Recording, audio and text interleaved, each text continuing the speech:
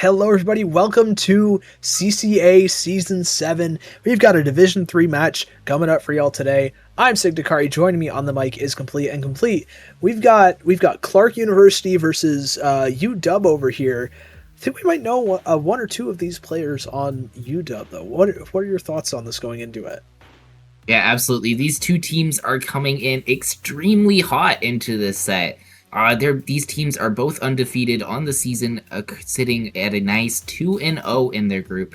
So winning this is going to be huge if they want to keep this momentum going into playoffs here.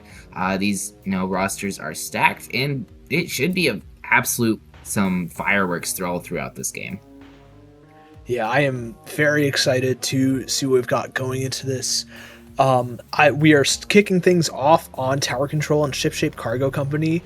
A bit of a classic now, a very standard map for Tower Control to be played on nowadays. What do you think in terms of weapons-wise we can kind of expect? Obviously, probably not going to be exactly what we see, but what's a good meta snapshot going into this?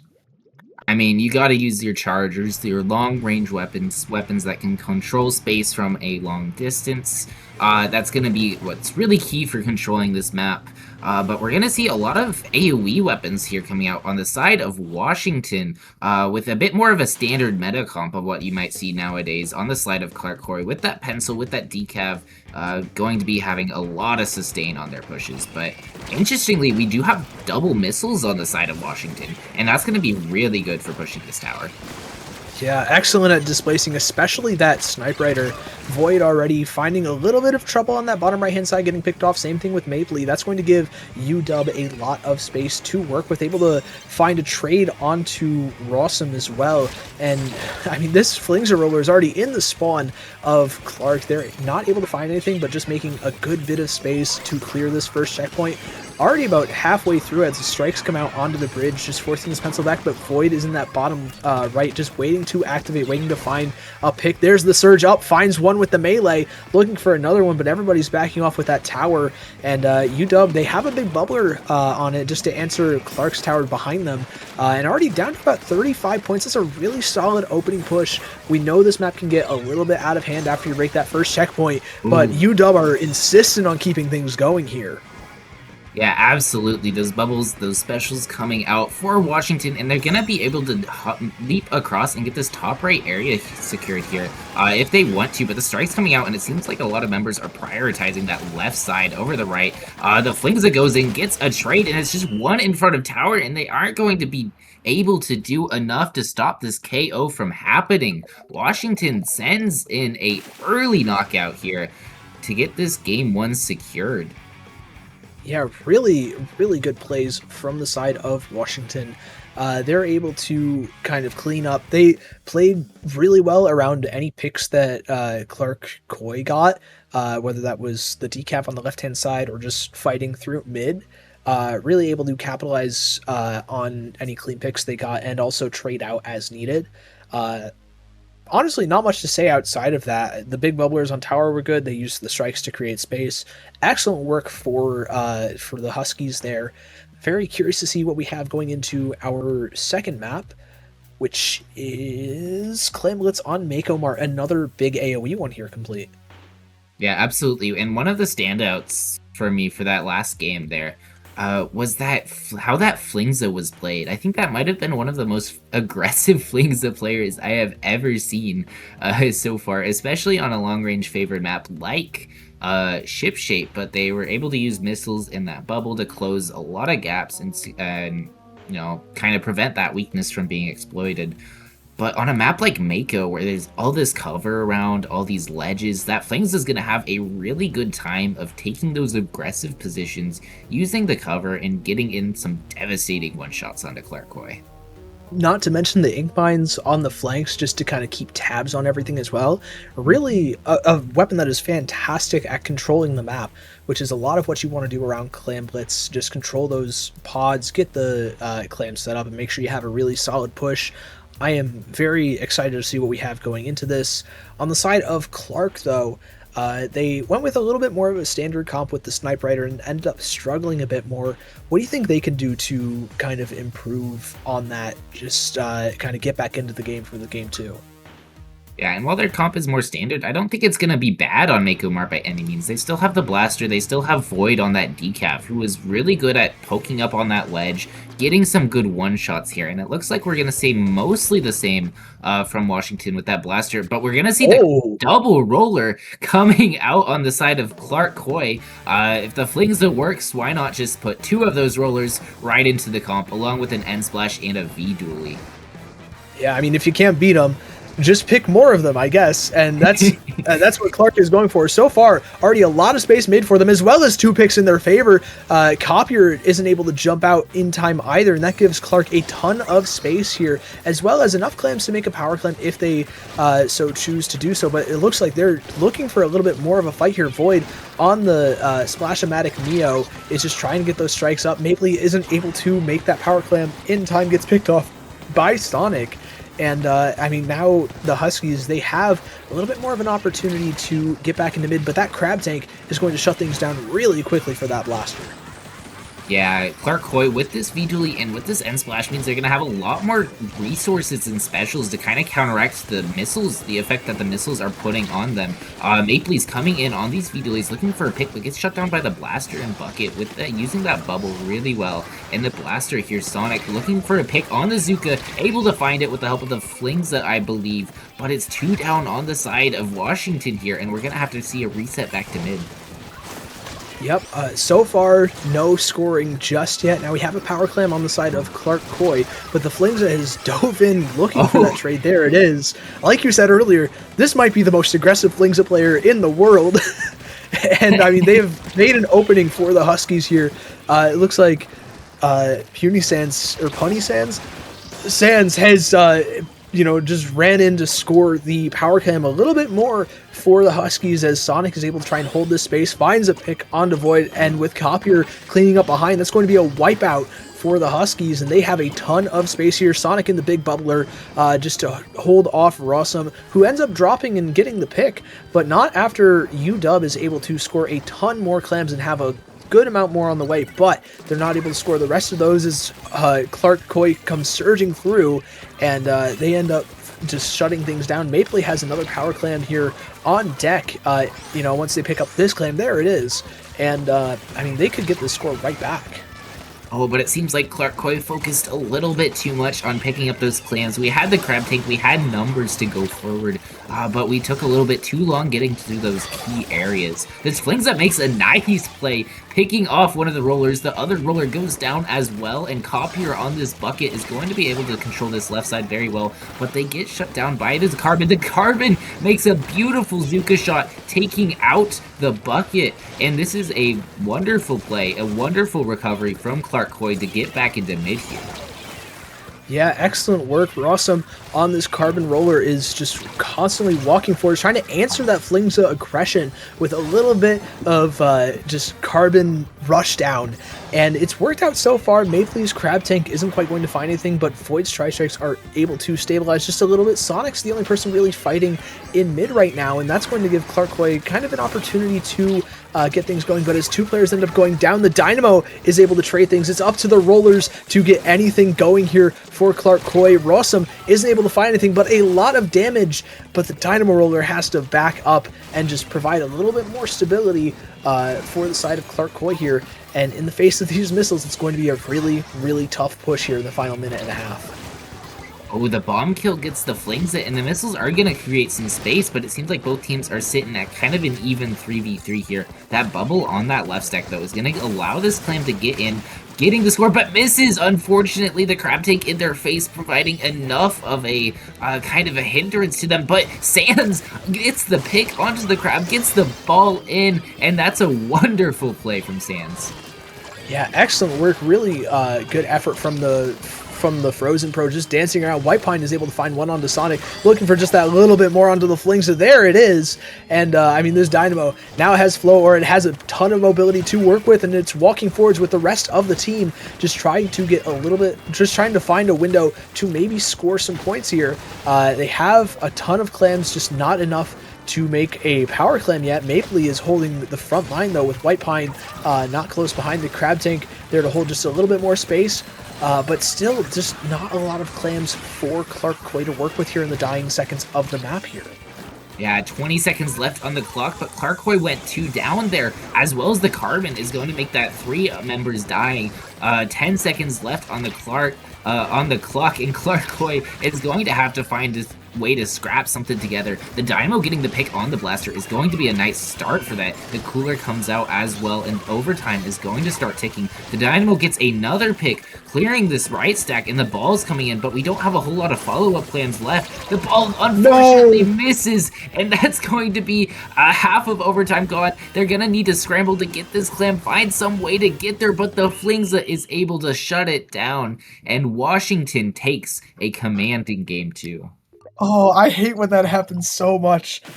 When you just jump in from the stack and toss the power clam, but it's just not enough range. Unfortunately, that is just kind of how the map is designed. And I mean, Clark Coy found out the hard way, but I mean, UW really didn't give them any opportunity to get things going. Every time that they, went down, Clark Coy just weren't given a lot of clams to capitalize off the push, and the Huskies were able to kind of just recover and get back into that. Really excellent work from them. Smart macro play as well. Now we're going into a map that is just as small as Mako Mart Clam Blitz in Mahi Mahi zones. This one is going to be pretty solid. I think we might see a return of the pencil. It's very strong here. Yeah, absolutely. The pencil is going to be able to control a lot of space on this map. And if you're Clark Coy, you're going to need to start looking at kind of how you're moving up and how you're taking these fights. Because, as you said, whenever Clark Coy got a wipe or got some sort of advantage on defense, Husky was just able to recover so quickly. They were able to get back into mid in time to stop any pressure from Clark Coy that they could have scrambled together. So this is going to be a real test for Clark Coy over the course of the set to see how we take fights, how we move forward, and especially on a map like this with Mahi Mahi being so many one-way drops, so many different areas to play in. You got to really choose what areas you take, what areas you push up, and how fast you push them up. Yeah, and it looks like we have a substitution for the University of Washington here. Brave Sauce is going to be making an appearance for Game 3. I believe a shot player? I could be mixing... I'm definitely mixing that up, actually. But a substitution is going to be made. I'm curious to see who is getting swapped out on the side of UW here, just because... they have a very interesting comp, and it works. I just don't know how much it's going to change with Brave stepping in here. It looks like Sonic the Blaster is going to be swapped out, so still with the double missiles and a healthy dose of AoE. Very curious to see how that unfolds. Yeah, it seems like, I believe it was Brave Sauce, might be a bit shading more towards a Wiper or a Dually or something pretty similar in aggression to Sonic on that Blaster. But instead of that AoE from the Blaster, we're going to get a lot more ways to take different angles and control space on a flat map, kind of like Mahi Mahi. So that'll be really interesting to see how Clark Coy is able to respond to it, maybe using some of their own AoE to counteract that change, or using that pencil to stop them from getting in too close. Yeah, I'm really interested to see what kind of happens here. Looking back, also the Dynamo, if it makes an appearance, very good at shutting down something like a Wiper, just because of Wiper's extended TTK in this game. Dynamo is sometimes able to get a horizontal swing and at the bare minimum trade out with a Wiper and kind of shut it down. It's really also able to provide a massive wall of paint and a huge hitbox that a lot of weapons like Wiper don't really like dealing with. So let's take a look at what the comp is going to look like. Ooh, that's a big swing. That's quite a different comp. And so is that. I was completely wrong about what Brave Sauce was bringing to the table here. We got the new Inkline Tri-Stringer with that Inkjet And as well as the big swing coming out for the side of Washington, as well as the Wiper, Mini Splatling, and Custom Blaster on the side of Clark Coy. Washington's going to get a quick 2 with this big swing coming in, finding 2, and this Mini's going to have to take cover and run, jump out of there, because Washington is in a commanding control of this zone. Yeah, they've already just started walking forwards, have a lot of fighting power, even with the big swing and the slush that did just go for a swim here. No. Unfortunately, but Clark are going to be taking full advantage of that, get the zone back, try to pop a splashdown for more space in the spawn. And so far, it's looking pretty solid as a hold. They're pretty close to getting that lead back. Brave Sauce does have that jetpack, trying to find a pick onto Rossum, but plays around the great and around cover beautifully there, get the lead, but UW is able to cap immediately, again with that big swing. It just has so much paint here, Complete. Yeah, this Bucket is also able to get a pick in on the Zap, gets a second onto Void, and this is gonna be looking like a very big opportunity for Washington to hold. We're gonna see this this floor drop here pretty soon. We see that water level dropping, which is gonna give Clark Coy some better opportunities to take different angles, like that top left, like that bottom right. The blaster is threatening. The big swing comes in, gets the splashdown. The hammer cancels it, however, but the hammer goes down in zone, and it's just Rossum left alone to fend for themselves in zone. The bubble comes out to support, and this is going to be a potential cap here. Yeah, there's the flip right there, the torpedo. Oh, Copier's actually behind enemy lines here, just trying to find a pick. Gets a lot of damage onto Void. There's the pick, but ends up getting traded out by the Zap and the Zimmy here. Mapley in the spawn, just trying to keep the zone blue for as long as possible, waiting for that for their teammates to get back. There's the tactical, but the jetpack is immediately there to answer. Finds 2, and there's a trade, but it's just not enough as UW are able to get the cap on the zone here. Void is very low HP, he's forced to jump out, but actually gets picked off by the dart. What a throw from Brave Sauce there, and now the Huskies, they're looking for a KO Complete. Yeah, Brave Sauce putting on an absolute clinic on how to use the Bose kit to the fullest, but Clark Coy's marching back into the zone. The Wiper, the Blaster coming in, taking this right side, and looking for another pick onto Sands here. Gets it with the splashdown, but the Zap goes down as well, so this is still an even numbers. The splashdown from the Big Swig is gonna come out soon. The hammer from the Wiper as well. Splashdown comes out in zone, shredding the bubble, not able to find a pick, and the splashdown goes down without getting a lot of value here. The strikes come out as well as the jet, and that's gonna need to find something here, but the Mini's doing a nice job painting over, and the Zap on the right side containing all this paint from Washington. We're going to see the missiles, however, come out as well. The Blaster tries to find space, but 2 go down on Washington, and Clark Coy has a massive opportunity here. Yeah, they have the lead. There are only 15 points left to get that KO. Looking really good as nobody's even on the zone for the Huskies. Void and Rossum just trying to hold a little bit of space. Sauce and Copier try to drop 1 point left. They're able to get onto the zone, but are they able to cap? The Swig isn't looking at the zone enough and isn't painting, and Clark is able to clean up the KO. They have gotten themselves on the board here Complete, and I mean, what a way to do so. What absolute cinema, if I might say.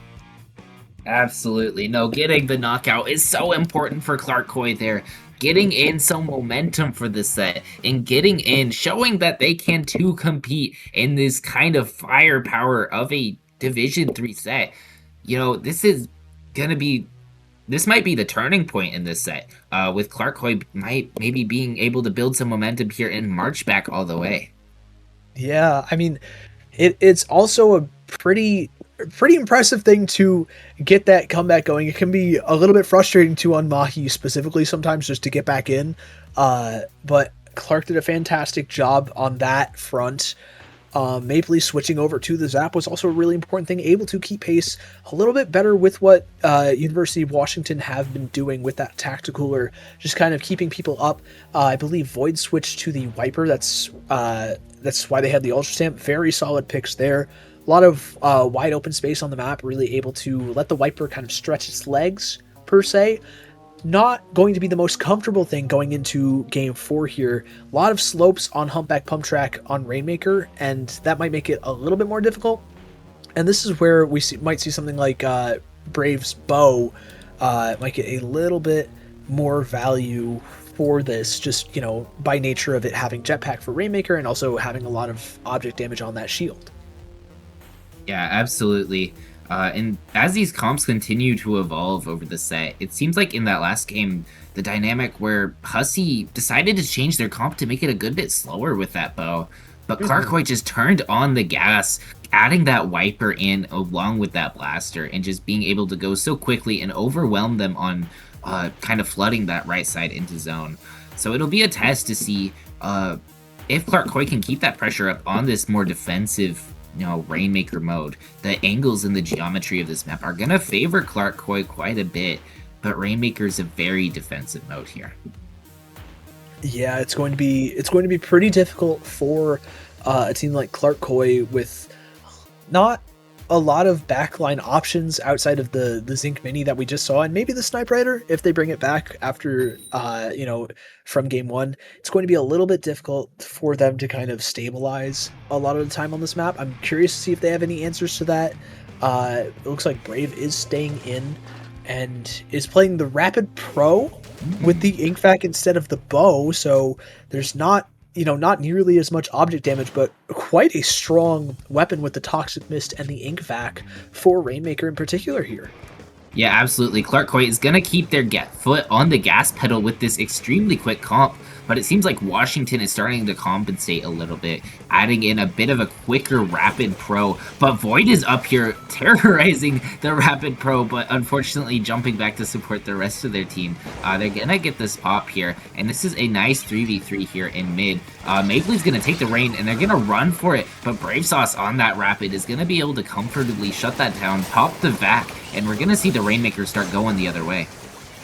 Yeah, there's the pop for UW. Void with the Ultrasamp doesn't quite find anything. Actually finds the retreating Brave, and that's going to give another lease of life for Clarkoi here. They may have another opportunity to run this Rainmaker. The missiles are going to find a pick. That's 2 players down. It's just Mapley and I believe Rossum left standing. Sands does end up going down, and that's going to be a really big pick as the Rainmaker is able to go down to 71, not quite find the checkpoint, and the Tri-Strikes are able to clear out the rest of the space in mid, but Rossum is still able to hold top mid, and that's going to provide them a pick and a trade with Void and Mapley able to get back in pretty comfortably here. And every time we've seen this Rainmaker pop so far, Mapley has been there to grab it, and Void on this right flank, able to get in, not able to find a pick, however, with the vacuum, with the flings there in that area. But this is really interesting. Clarkoi is refusing to let their foot off the gas. Every time we've seen the Rainmaker pops, Mapley has been there to grab it. And Rossum and Mapley doing a nice job continuing this fight. It's just Brave Sauce on the Rainmaker, but they drop it off right, and all of Clarkoi went the other direction. So that's a very major stall here. Yeah, I mean, that's a great way to kind of get your team back in the defense there. Just try and distract and draw a bunch of players over to the opposite side of the map with the objective. Just stall for as long as humanly possible. There, the missiles not quite going to have an effect, just thanks to that big bubbler that Weird One did end up popping earlier. Void with a pick onto the Flingza as well, thanks to that hammer throw. And with Copier behind, Weird One's just going to opt to run this Rainmaker forward for a couple of extra points before getting picked off by Brave Sauce. There's another pick and a wipeout for the Huskies. They have an Inkvac ready, they're close to some antenna missiles, and maybe the triple Ink Strikes. So this push could be pretty big if they find at least one pick to go along with it. Yeah, it seems like this Inkvac is going to come out too early, but it gets a nice pick onto the Mini with that skill shot at the end there. However, this blaster, Rossum, is doing a nice job clearing the choke point, allowing their team to breathe, and looking for another pick here, getting the aura. Oh my goodness. Wow, what a play from Rossum, able to basically fully shut down that push from UW. Now Mapley has the Rainmaker yet again, a little bit, you know, on the aggressive side with it, just trying to walk forwards and just run it back to mid, able to get it there, but at the cost of their life. And now Clarkoi have a little bit of a tougher time. There's a pick onto Copier, and it's just Sands left. The hammer throw is only going to tag them for 60, as Mapley's looking for the Rainmaker shield, looking to pop it. The Flingza is all alone on the right-hand side, and that's exactly the pick that Clarkoi need to kind of keep going. The splashdown is going to be popped on Elbow, and the Zimmy ends up going down here. There's the ink back for the Huskies, and Mapley is going to have to just drop the Rainmaker down there. They go down, and that's another push kind of gone for Clark Coy. They still have a lead, but I mean, after that checkpoint is broken, if the Huskies have an ink vac at the ready, it's going to be very short-lived. Yeah, absolutely. And Clark Coy has been doing such a good job in these mid-fights so far. Mapley doing a nice job getting the pick, and it's a 2v2 scenario here. The hammer comes out looking for a pick, gets the pick on the Rainmaker. An absolutely gorgeous throw there. And man, Clark Coy is just doing so well to control this mid area. It seems like Washington just can't get beyond mid into the opponent's choke, and we haven't seen them be able to break check yet with 40 seconds left on the clock. Yeah, and Rossum is behind, actually. They have made so much space. This Rainmaker can be run as long as Brave Sauce does get picked off, and there it is, but Copier is immediately behind. Same thing with Sands. Mapley is very low HP and is the only one left standing mid as Copier is able to get a ton of space, maybe find one more pick to make this push possible. No, goes down to the suction bomb, and Clark Coy, they still have a lot of, they don't have a lot of time to hold this Rainmaker, and they just need to hold on to mid here. UW, they're nowhere near the rain shield. It's so blue that UW don't really have an opportunity to shred it and pick it up. The missiles, though! The missiles, they give them a chance complete. Oh my goodness, no way do we grab? It's just the blaster, but the blaster takes it out and robs them of a chance to get their overtime push. Oh my goodness. Wow. That was a scramble at the end there between the rain shield being popped top mid, the missiles finding almost everybody on the side of Clark Coy, and then Rossum just making a hero play at the very end in the midst of 4 players, finding that, just threading the needle with the final blaster shot to get that last pick. Very, very strong work there. And they have just evened up the score. The turns have tabled here. Oh my goodness, Rossum on the blaster saving the day.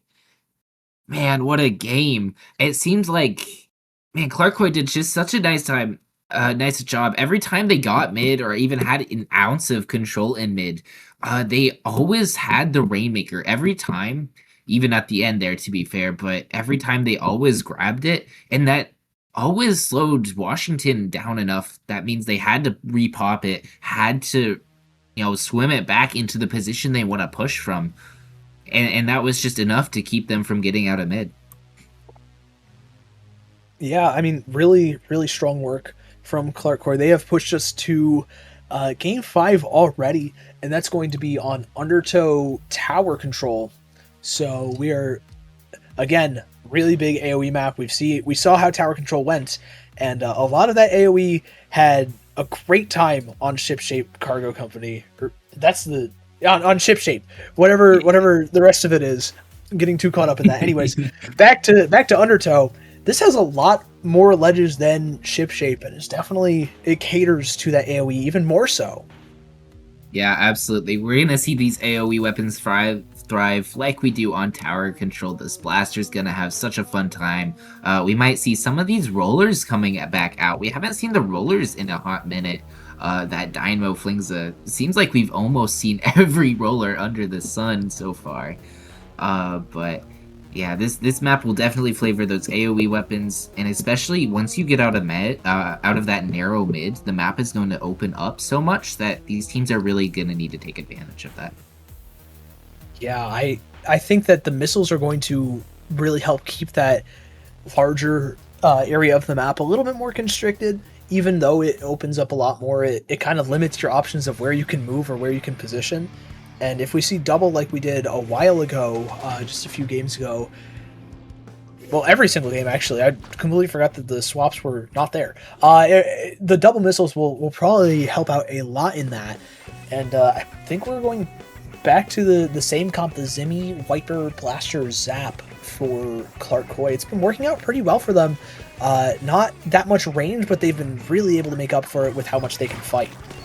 Yeah, it seems like this comp has been Clark Coy's bread and butter so far, and one goes down on either side. That Flingza and that Blaster both go down. This Bow doing a nice job on this top left position, controlling space, not allowing the tower to be pushed too terribly easily, but Mapley's trying to ride it, almost gets that first check straight away. just barely doesn't. I think Copier is able to find another pick on the far left-hand side as the Flings is able to get one more, is able to keep tabs on that Zimmy, who tries to go for some kind of drop but isn't able to. UW have taken that first checkpoint. They're looking for a little bit more, have a ton of specials to do so, almost have 4 online here. There are the tri-strikes just to open things up, have access to the 10 missiles, which were also just popped. And, I mean, this second check is also kind of smooth sailing for them so far, as Brave ends up getting picked off immediately afterwards. Yeah, Weird One doing a nice job getting this bubble set up on the right side, having just some sort of way to contest the range that Washington has on this map. When you look at these weapons, and these are 4 mid to long range weapons that Clarkoi is going to have a hard time fighting if they aren't in the right spots. The tower is going to reset back to mid. The strikes come out a little early in this bucket, and Pro are going to be looking here to push in. The Flingza on this left side. The hammer finds one. The bucket goes down as well in a trade with the zap, and this Flingza is able to sneak in on this right side, get another pick, and there's just so much chaos happening right now.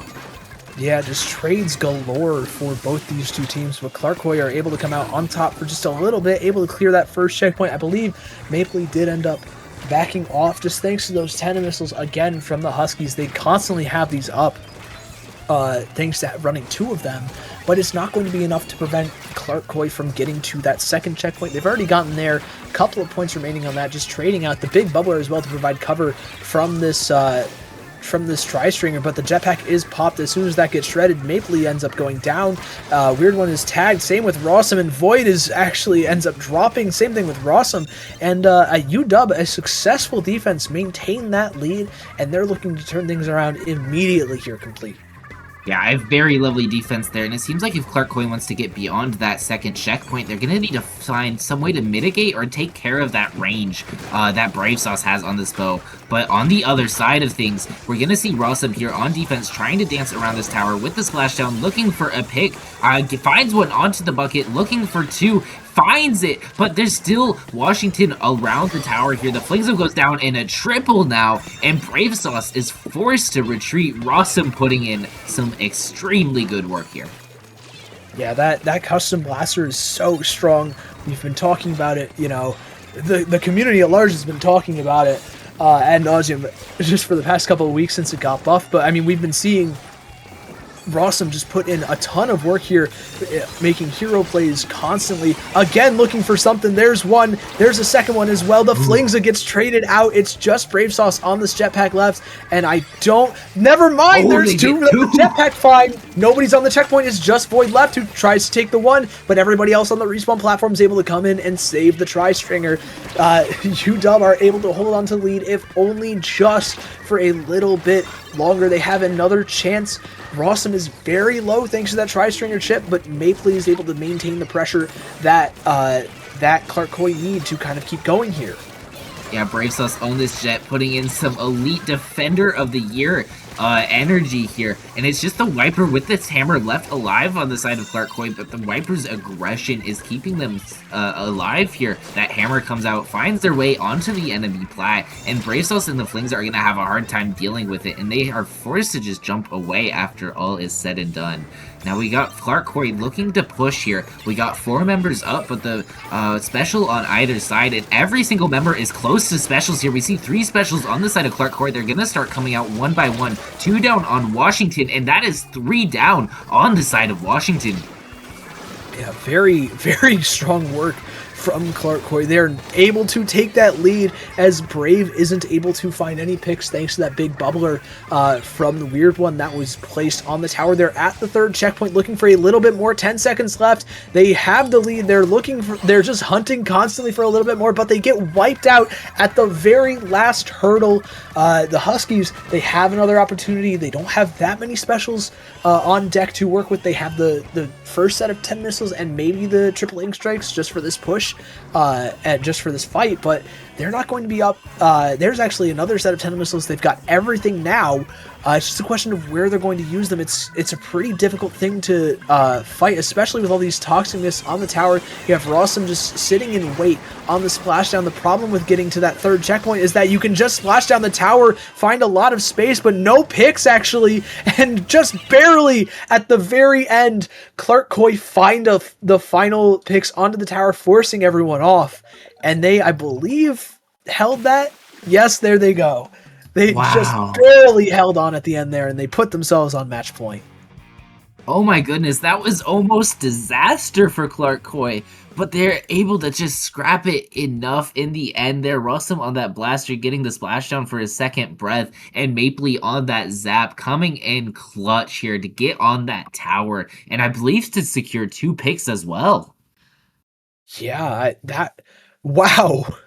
Mapley really, following up incredibly well on Rossum's kind of mad dive. That zap just mowing down 2 players on the tower, forcing off a third.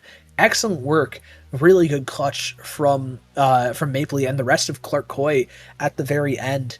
It almost turned out pretty tough, but they were able to weather the storm, and they've put themselves on match point here after looking to be in dire straits on those first 2 games. Let's just take a breath here. This is getting to be a little bit too much. And I think, if this set doesn't go to a Game 7, I'm going to be upset here, because these 2 teams are putting on an absolute display here, going up against one another. But we're looking at this next map, this match point for Clark Coy, and it's going to be on Clamblitz Umami here. Sig, what are you looking out for here? I'm still looking out for the blaster and the slosher. A lot of the AoE again on these teams are going to be able to have a great deal of say in clearing top mid, making sure that you have control of probably the most important part of the map in terms of setting up pushes. You can set up either Brave on that tri-stringer, or even if you choose, you can send Weird One, your Zinc mini Splatling up there to get a big bubble, or just hold a lot of top mid if the rest of UW kind of walks forwards. You can also splash down from there, and we've seen the really big splashdowns clear out a ton of space for the past couple of games. It's been hard for a lot of for both these teams to kind of answer those when those have happened. Definitely going to look out for those. But Complete, it's looking pretty tough. Who do you think is going to be able to kind of get this going? It looked like the momentum almost swung in the Huskies' favor earlier. Yeah, absolutely. They had all their specials ready. They were able to pop off 4 of them, one after the other, but they were just a second too short. Man, I'm gonna need a crystal ball or something to predict this next match, because it could go either way. Oh my goodness. Mm-hmm. I'm kind of just waiting to see what we get going into this, because we've seen 4 different rollers, we've seen a ton of different other backline picks, or just random one-offs like the Rapid Pro and the Big Swig roller that were very interesting. Clark Coy have found something that has worked out incredibly well with the kind of Death Ball and the Big Bubbler for a little bit more stability. It's been working out incredibly well, able to just find those fights and snowball a little bit more. The Huskies on UW, they haven't really found an answer to that, and bow is really hard to make work into that kind of thing. Yeah, the bow was really good when they were able to set up defensively, but against this comp, you're gonna be able to find some way of getting out of mid and getting into the enemy's basket. We're gonna need to pull out some aggression here. So let's take a look at what these teams pull out. We're gonna see mostly the same, but Brave Sauce ditching the bow, going to the Wiper to try and keep pace with Clark Coy in this match point. This is what you were discussing earlier when Brave Sauce was subbed in. This is one of the picks that we know Brave for, and it's a very, very strong weapon, able to kite out a lot. That Blaster and the Zap specifically are not going to have a great time, but I mean, neither is Brave immediately getting shut down. Copier's going to have to walk backwards as well, and Sands and the Flingza are kind of just trying to hold a little bit of space in mid, just prevent the rest of Clark Coy from getting past this really tight choke point and just resetting. Ooh, Arasam getting a nice 2 with that combo and blaster in that splashdown as well here. We're going to see the missiles to try and get some breathing room, but Clarkoi is keeping their foot on the gas. We've got the bubble, the hammer going underneath the basket, and this is all the way to 47 right off the bat. Wow, what a score for Clarkoi. They have gone all in. It's worked out really well. That is a fantastic push, especially for the first minute of the game. We still have 4 of those left, and I mean, if we get a couple more of those, this game could end up being a pretty quick KO either way, especially for Clarkoi. But UW, they have a lot of control of top mid now and 4 specials to work with, so it's just a question of where are they going to opt to pop those. Just not quite, just playing a little bit more patient. Find 3 picks, actually not even needing the specials. It's just Weird One left standing with inside the big bubbler. Brave is going to end up popping the Ultra Stamp. Same thing with all of the missiles, and that's going to give a ton of space. All the specials have been popped. Sands gets the power clam, and now it's UW's turn to start scoring a little more. We're seeing these scores flow in rapidly, all the way to 65, all the way getting to 56, but we're still 6 points away from the lead. We need 1 more clam to get the lead, but we might not be able to get there. Sauce might be trying to force it here, and they get it all the way to 41. A absolute massive push to rebuke Clarkoi's opening here, and now it's Washington on the front foot for what seems like it's been a while since those opening 2 games.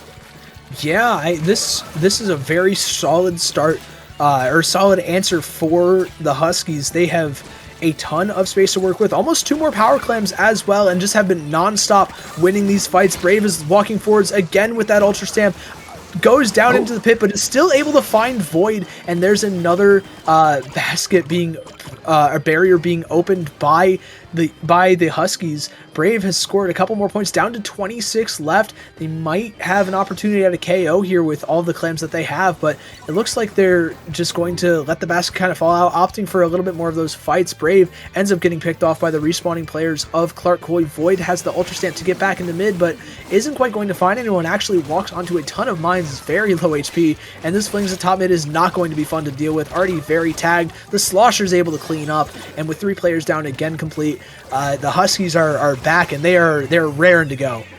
Man, they have 2 balls already. Washington has been so good at getting these clams into mid, and this might be a knockout push with the ball coming in. The Wiper has enough for the KO. It doesn't seem like they need to force it, but they get 1, they get 2, and that'll be a resounding knockout for Washington. What a way to announce you are back in the set. You know, after losing 3 games in a row, a quick knockout like that, where you kind of get punched in the face pretty early and you get back up and you just lay out the other team. Impressive stuff. This is quite the contender for CCA Game of the Year, or Game of the Semester so far. Absolutely incredible work. Really solid stuff. The push for the KO, excellently done. Brave there just to clean things up after the fight, after the scrap there. Really solid stuff. Props to you. Yeah, absolutely. And every time that Washington, even during their team fights, they did such a good job of managing that clam economy. It felt like they constantly had 12, 15, even like 18 clams at a time before they got to under their basket. Man, these are like Wall Street good numbers. Someone make them like CFO or something. What are we doing? Honestly, the stocks are rising right now, man. I don't know what to say. Really impressive stuff. Now we're going on to Game 7. Some of my favorite words to say, and we're going on to the classic Hagglefish Market Splat Zones. Complete. I can't think of a better map to end this on. Man, NA's favorite map to scrim on. We got an absolute banger in Game 7, Haggle Zones. This is going to be such a good map for that longer range weapons, but both teams have been going favoring those short range weapons, so these sides of the map are going to be so important in determining who gets this one. It's playing around the sides is going to be vital. We have a lot of weapons that are excellent at doing so, whether that's the Wiper, the Blaster, the Slosher, Roller, just about everything that isn't the everything that isn't the mini is really solid at fighting around those. And even the mini can do so with something like a big bubbler or toxic mist. You can set up a lot. You can control a lot of space from just the sides of the maps. It's going to be down to the wire for this final game. Very excited to see what we have going into this, but there's not much more I can really say going into this. I mean, anything can happen. Yeah, it's a pleasure to be here. I was here, this is one of those moments that'll be remembered for a good while. But as we get into this match point of Clarkcoy versus... Oh, never mind. Oh. Okay. Never mind. Well, sure. All right, well, we'll hold on to that thought for a little bit there. I assume we're not gonna. Okay. Yeah. We aren't gonna play that one out. Well, we do get a little sneak peek at the comps, and I believe Clarkcoy has changed a few things. They've got the Forge Splattershot Pro. They've got the Dynamo Roller. Drastically different look than what we've seen the past 3 or so games. How do you think that's going to function and maybe work out for them here going into this final game complete? And my head was so prepared that I didn't even look at the comps too much. But man, the Dynamo coming out, that's gonna help them control all that opening space that Haggle, has to offer. Retaking on this map is so hard if you don't have some sort of way to control that space. To force engagements, and that Dynamo is going to be really good in winning those fights for him with that big hitbox. And it looks like Sonic is going to be coming in as a substitute for the Huskies, just a last-minute substitute to be made, I believe, for Brave. So we're going to be seeing the Blaster Slosher put in work again instead of that Wiper. I think that'll be very interesting. A lot of weapons that get boxed out by the Dynamo Roller, but have a ton of mobility to make up for it. Have some bombs as well. Very, very curious to see how things work out.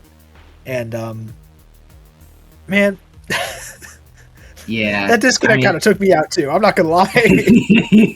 I had all the wind in my sails roaring to go, but we're just gonna take another breather here. Get another sip of water. Make sure you stay hydrated, kids. But I know this is at a set like this with all these stakes, both teams coming into this 2-0. This isn't a time where you can, risk it coming down to whether or not your router functions throughout the the whole match. University of Houston, we know something about that, I assure you. But as we get into this Game 7 match between these two undefeated teams, one will be making their way into the playoffs, the other will be scrapping to fight their way through. But we're looking at these comps, and we see the Gal coming out, not something we've seen all set, as well as the Dynamo for Clarkcoy. This is a Flingza v Dynamo, Gal or Pro v Pro, and Gal v Blaster here. Very interesting to see.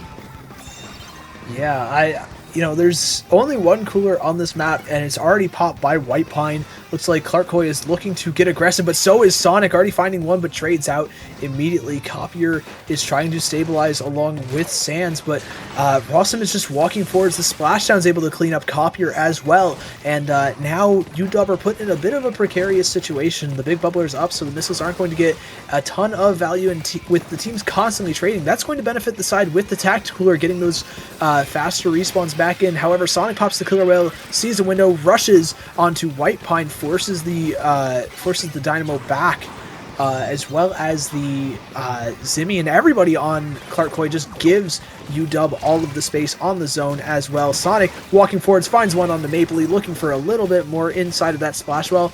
Not quite going to find it, but the smiley face, the Flingza will, as two players end up going down. We are back at it for UW. They are looking to even up this lead, maybe get a little bit more, especially with that pick onto Rossum on the flank. Yeah, Rossum somehow managing to sneak all the way behind, but Washington doing a nice job with the comms, calling them out and securing the pick here. We're going to see Clark Coy on the back foot here as they're coming in to retake this. Dynamo starting to walk forward. The whale from Sonic comes out looking for a pick on that Dynamo in that bottom left area. The splashdown capping the zone as well as this Dynamo on the flank means that it's not over just yet, but Washington still has mostly control over the zone and most of mid here. Oh, yeah, and they find that pick onto White Pine as well on that Dynamo. That's going to be pretty tough. I mean, they're back fast, and the Booyah Bomb is able to cap, but you still are lacking one of your players. Now, Sonic did end up going down there trying to even things out, but now with the missiles going forwards, UW have a little bit of a chance to get a push going. It looks like they're just trying to play a little bit more reserved. Sonic trying to shark in the zone, and Rossum's able to find that pick with the direct. Very big one to find as well, especially since you're so low on the penalty. You're able to start scoring soon. The flings ends up dropping, and Rossum is walking forwards, has the splashdown at the ready. Oh, but Sonic jumps in and finds that trade. Really big stuff. Now onto the zone. Is able to just neutralize it, but can you outpaint a Dynamo and a Zimmy? Maybe with the tri-strikes, and yes, you can. Clark Coy, they have to just fight a little bit longer to get that lead back. And those strikes coming out at such a crucial time, and Washington is able to hold on to this lead. Copier on the flank, securing a pick, but the Booyah Bomb's going to slow that progress. Copier still trying to force something, but they're forced to come back. The splashdown comes out, and Clark Coy is going to keep control of this zone. Sonic going down, and Zone is going to make sure of that. Rossum here walking forward, finding a trade. Mapley following suit, but the Flings are able to get a second pick here in zone, living, looking for the mini. Oh, the mini just living on 1 HP there. Just barely. That is a really big weapon to live, especially since you have that big bubbler up for a little bit more space in the zone. It's going to give you the cap right there and forces Sonic and Copier to that hard left side, able to find one pick, but Weird One is still up, outputting a ton of paint. UW still have not fully taken that zone just yet, but with those tri-strikes and the Killer Whale finding one, the strikes finding a second, you have to imagine they're going to, and there it is. Mapley with the Forge is able to find one on the flank, but just not quite able to clean things up. UW still have control of that zone. They don't have a massive amount of penalty points, only about 25 here complete, and they have a set of 10 missiles as well for the retake. How will Clark Coy respond?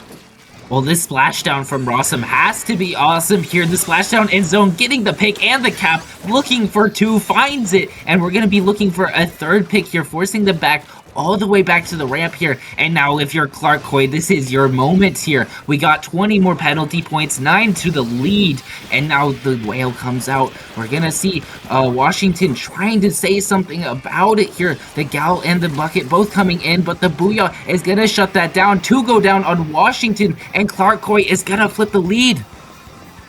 There's a lead flip, and they're close to KO here too, 15 points away. Sands is only able to find one. There's nobody up on UW to get that zone. Rossum's able to find one more, and there it is. Clark Coy with a massive comeback to take the set 4-3.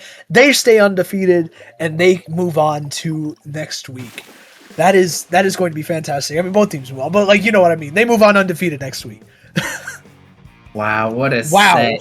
Both these teams showing out today. And hats off to Clark Coy for finishing it off with that knockout punch, but both teams played out of their minds today. This is the kinds of sets you love to see from the CCA, from, the Splatoon scene as a whole. It just doesn't get much better than these kinds of sets. No, I mean, down to the wire, you're hoping that you win that final fight. You can't write it any better than that, right? That's just excellent work. What a fantastic set! I can't believe we got to commentate and see that live. For real, that ending, Rossum doing such a nice job with that splashdown, getting that double to force Clark Coy all the way back into their plat. And Clark Coy just doing so well at adapting to Washington throughout that set. We saw them stumble very early on, going down 0-2, but after a 3-game win streak there, they really found their comp, they found their momentum, and they were just really good at adapting throughout the set. Mm-hmm. Excellent work to Clark Coy. fantastic run. I've got kind of nothing, but I'm so glad that we got to watch that. That was really fun. Just especially since these are colleges that I at least am familiar with one of them, and they put in a lot of work to play through this. This was fun. This was a good time. It sure is, and we got more with the CCA coming up, so don't go.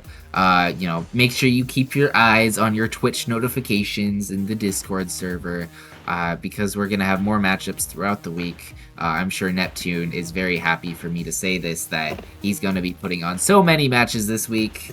All the matches. So submit your requests.